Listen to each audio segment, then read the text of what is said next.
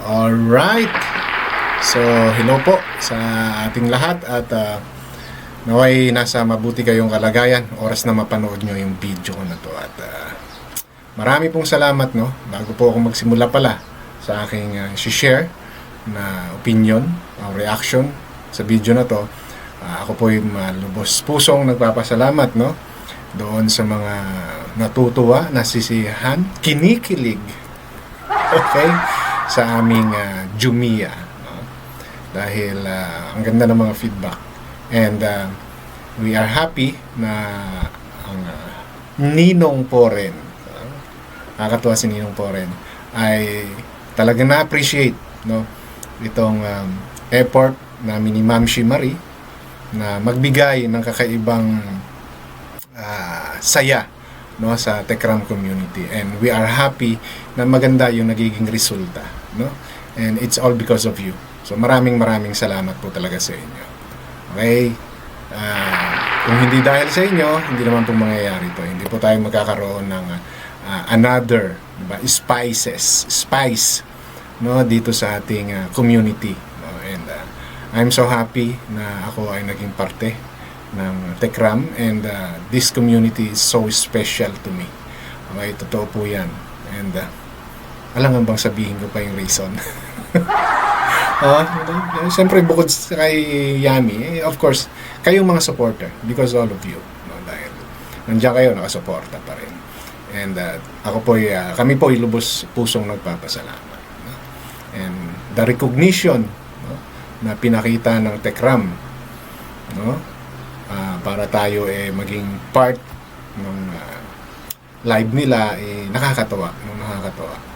And maraming salamat, no, sa tiwala nila at sa although my style of support is totally different, maybe, no, that's what I'm thinking, nakita po nila yung totoong intention.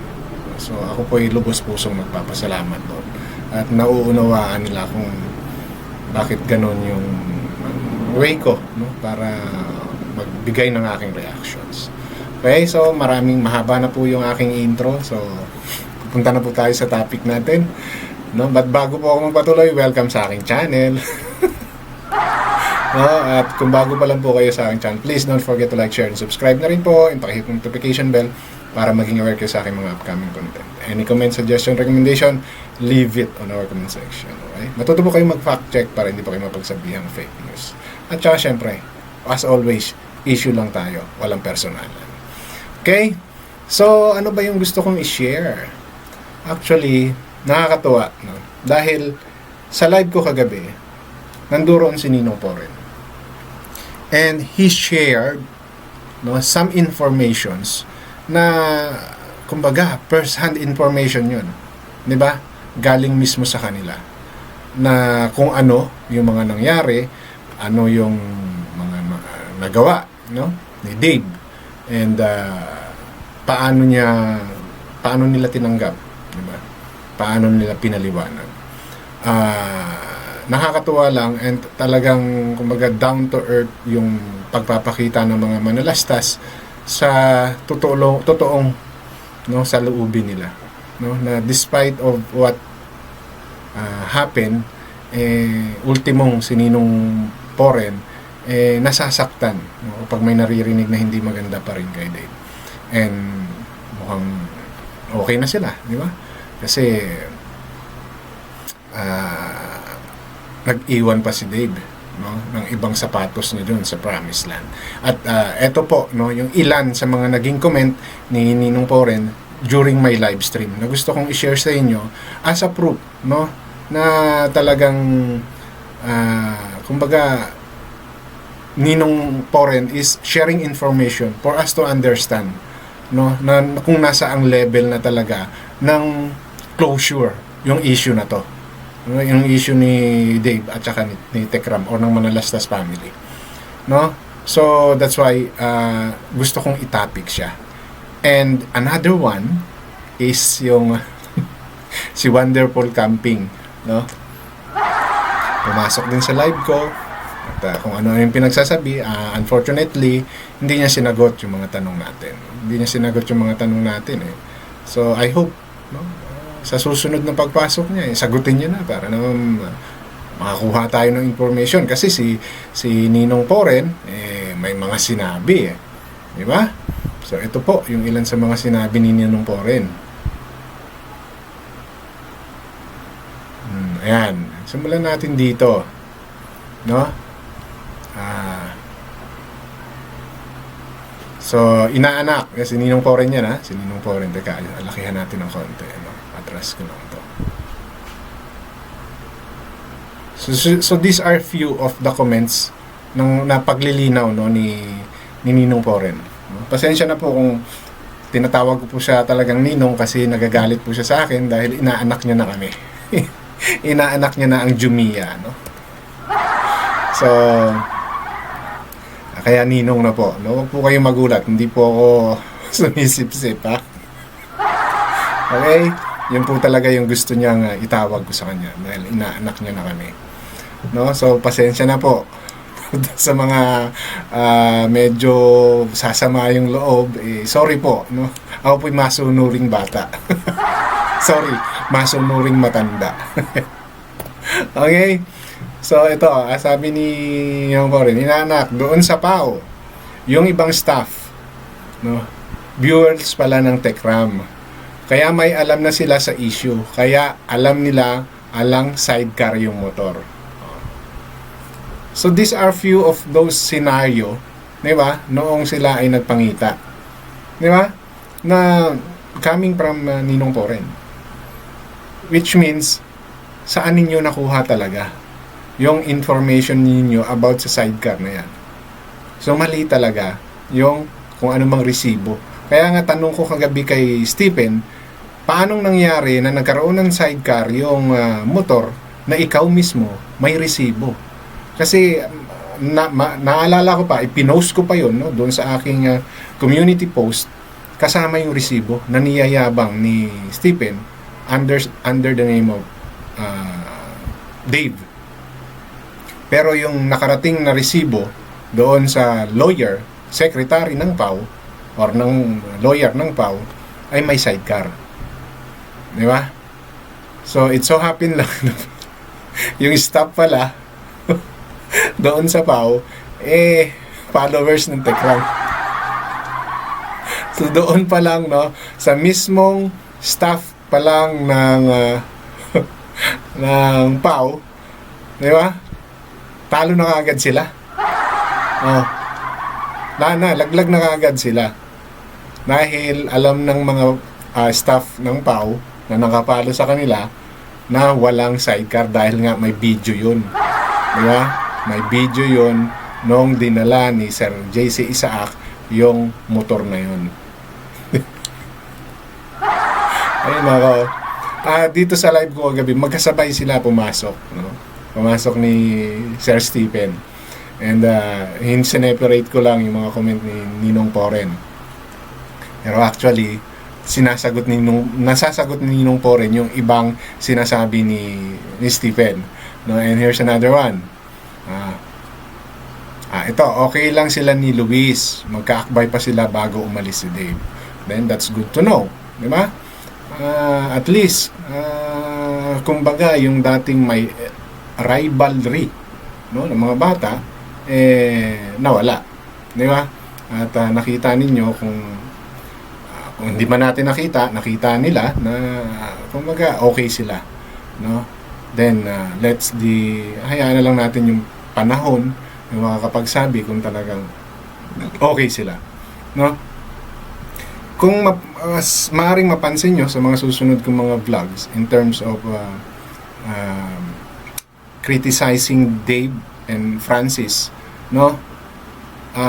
Medyo magiging objective na lang tayo. Okay? I might iwasan ko na yung mga dati kong pinakitang asal. Because naramdaman ko talaga yung concern pa rin, no, ni Ninong Poren doon sa mga nasasabing hindi maganda kay Dave, no? In respect kay Ninong Poren, so I will share my opinion based on what's facts and kung ano yung alam kong totoo, no? So maybe yung using of bad words or insulting him, medyo babawasan na natin. Or alisin ko na, no? Because of my respect kay Ninong Poren, no? So ang akin lang sana nga si Dave ay maging totoo sa sinabi niya at talagang magbago na siya at pagsisihan niya kung ano man yung mga nasabi niya kay Ramil at sa Manalastas family, especially kay Ramil.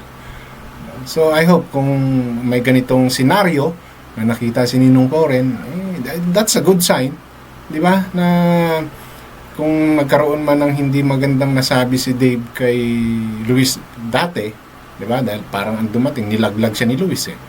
Di ba? Yun yung heart to heart, interview ni BJ kay Dave dati, di ba? Parang feeling ni Dave, nilaglag siya ni Luis. So, maybe close na talaga yung issue nila, then that's good. That's good. So, aabangan na lang natin kung ano yung mga susunod mangyayari between sa kanila rin. Di ba?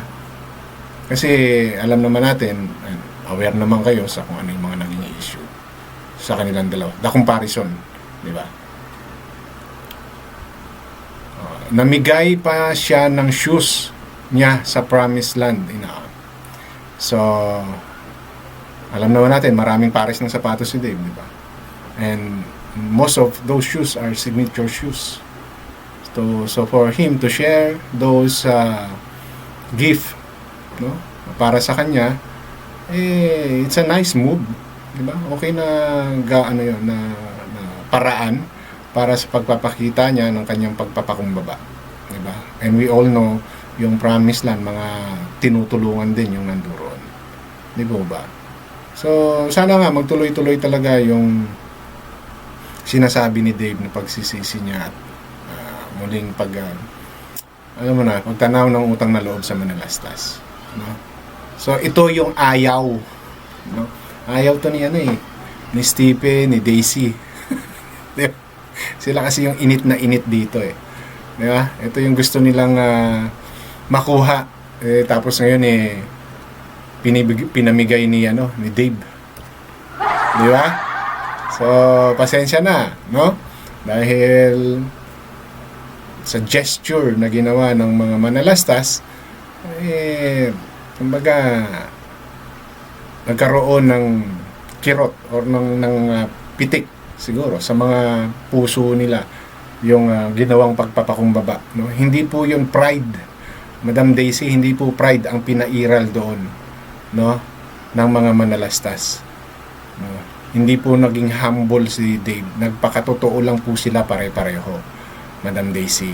So wag mo pong sasabihin na naghumble lang si Dave just to feed the pride of the Manalastas. Grabe po yung inyong mga iniisip. Maling-mali na po kayo, pinipilit nyo pa rin itama, no? So, alam ko, masama sa loob nyo yan, no? Pinaglaban ninyo, pero napunta pa rin sa Promised Land, dahil nga pati Promised Land, kino-question nyo yan, di ba? Kaya paano yan? Nabiyayaan pa yung mga bata doon, or kung sino man, mga nandoon. Kaya unti-unti na kayong mauubos, no? Mauubos kayo unti-unti. Kaya napahiya yung lawyer ng Pau, ala naman palang sidecar yung dinidemand nila, kaya oo, di ba? Yung Pau lawyer ninyo nagalit na sa inyo. Ay naman, sobrang mga siyang ninyo, no? Hindi kayo nag-check. Sisisi nyo pa sa sekretary at saka sa Pau, kayo ang nagbibigay ng information. First hand, daming param Ninong Poren. Di ba? These are informations na nangyayari doon. Remember, yung unang live nila, nakasama si Dave. So, sablay talaga kayo, no? Tapos gusto nyo ang sisihin ang Manalastas. Kasi, ang dami nyo pang arte. Ganon din naman pala yung kauwian. Makikipag-settlement din lang pala kayo. Di ba? Dami nyo pang yaw-yaw. Di anong nangyari ngayon? Pinalala nyo pa yung pagkakamali ninyo, mantakin nyo. no, mga lawyer ang nakaalam kung ano yung mali ninyo. Pasalamat nga kayo at settlement ang ginawa ng Manalastas alang-alang kay Dave. No? Pero hindi nyo makita yon. Hindi nyo makita yon. Kayong mga galit na galit kay Ramil, no? Daisy, si Stephen. Hindi nyo nakita yung kababaang loob ng Manalastas. Instead, tinuturing nyo na pakitang tao. Diba? Okay, so yun po yung mga part ng mga comment ni Ninong Poren sa live ko, which is informative, no, and very helpful for us to understand kung ano ba talaga yung nangyari. And during this live na nanduron si Ninong Poren, nanduron din, no, si Stephen. At ito naman po yung mga ilan sa sinabi niya. Ito naman po. Okay na ako sa inyo.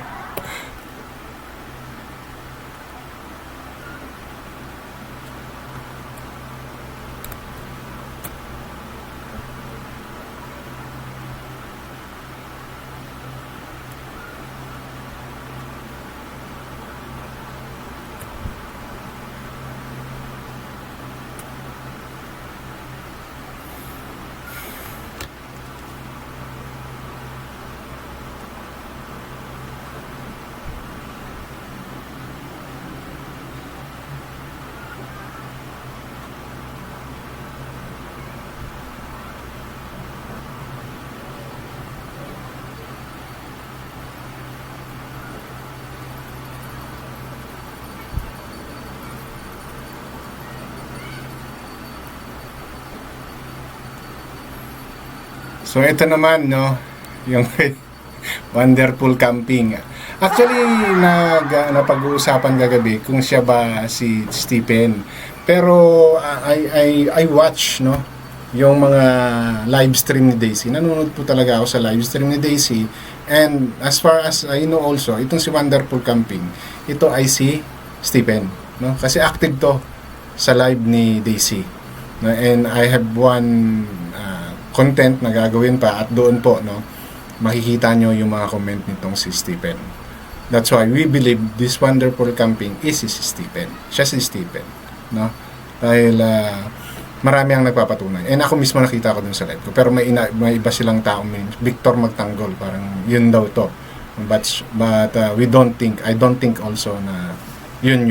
Ito po ay si Stephen, no? At siya ay pumasok sa live ko kagabi. Diba? Saan ka pa? And yun nga lang, ito yung sinabi niya.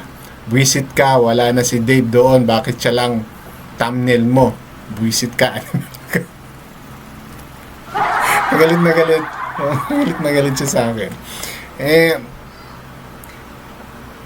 Dito sa live na to, actually wala nga akong thumbnail eh. No? Wala akong thumbnail. Yung profile pic ko yung nandiyan sa thumbnail ko. So maybe ang gusto niya sabihin yung mga dati, no? Kasi may mga content ako na ginagamit ko naman talaga sa thumbnail si Dave, no? And hindi ko inaano yun. Makikita naman kasi yun. But anong masama doon? Siya nga mismo part siya ng thumbnail ko eh, no? Wala namang masama siguro doon, Sir Wonderful Camping, no? Kasi kung nagsiselos ka, pati naman po ikaw mayroong may thumbnail po ako, no, na ginamit kita. Okay, so wag po kayong galit na galit kaagad kayo eh. Hindi man lang muna kayo nag-hi, hello. Di ba?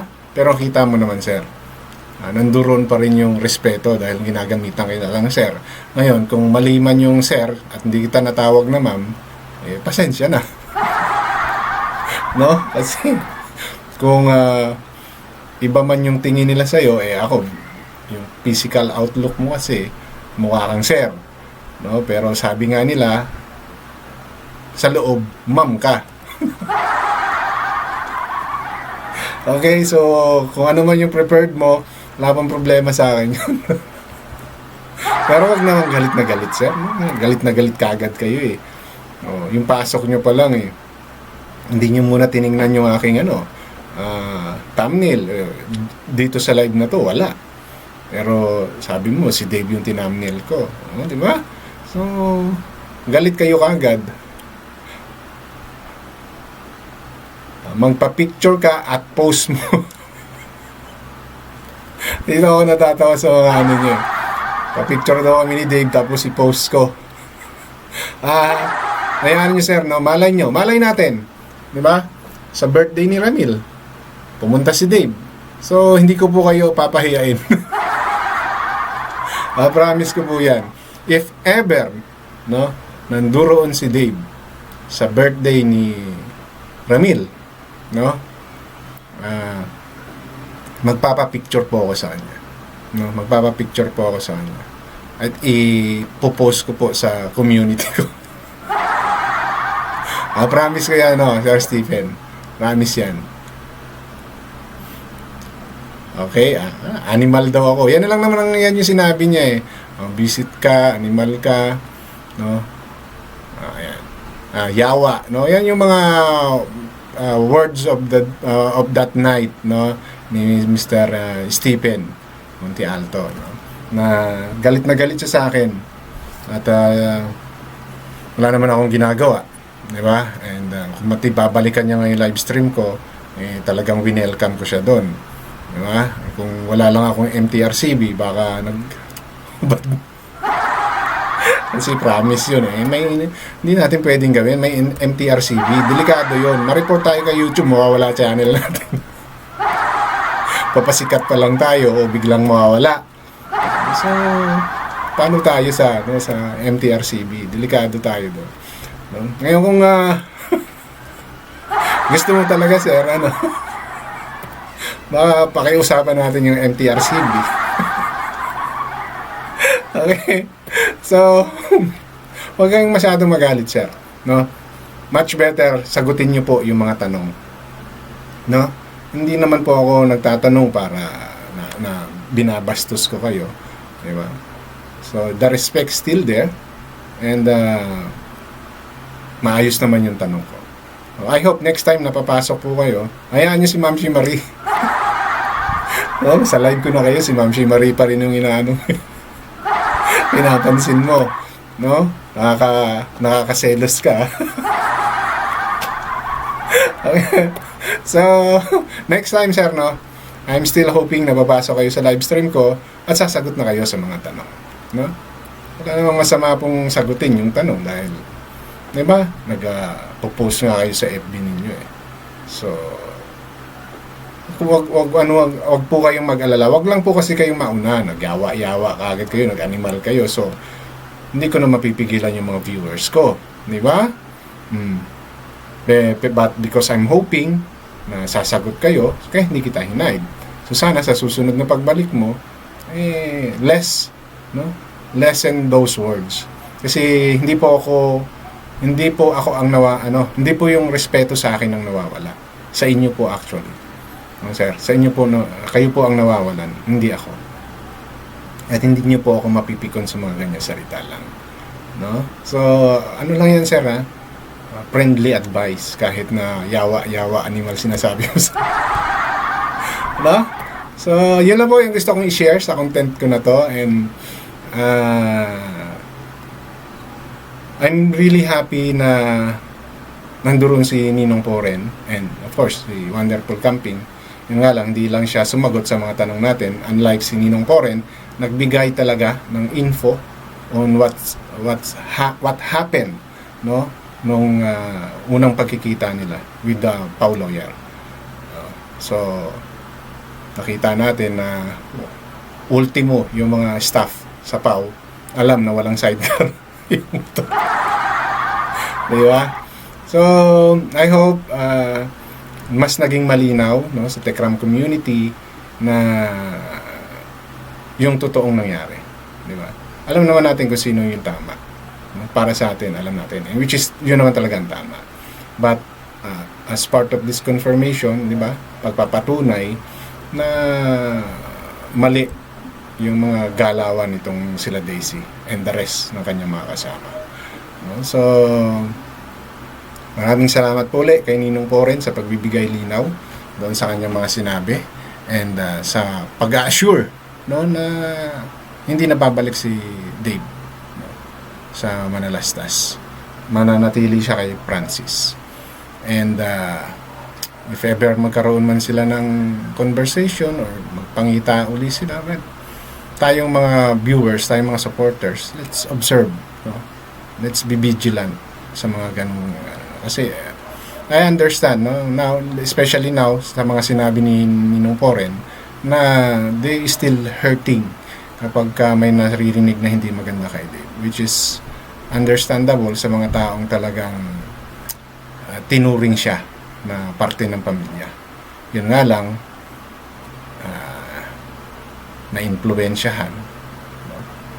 But I still cannot accept na siya ay nagpa-impluwensya ng basta-basta.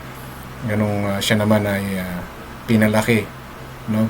Pinigyan ng aral ng Manalastas sa mga ganong bagay. Para sa akin. But still, if he is sincere sa kanyang pagsasabi na siya ay nagsisisi, why not? No? For the sake of respect sa mga Manalastas, kaya naman natin gawin yan. Nagawa nga natin. Tumahimik nga tayo, di ba? Okay, so yan lang po at maraming salamat. Hanggang dito na lamang and issue lang po tayo. Walang personalan.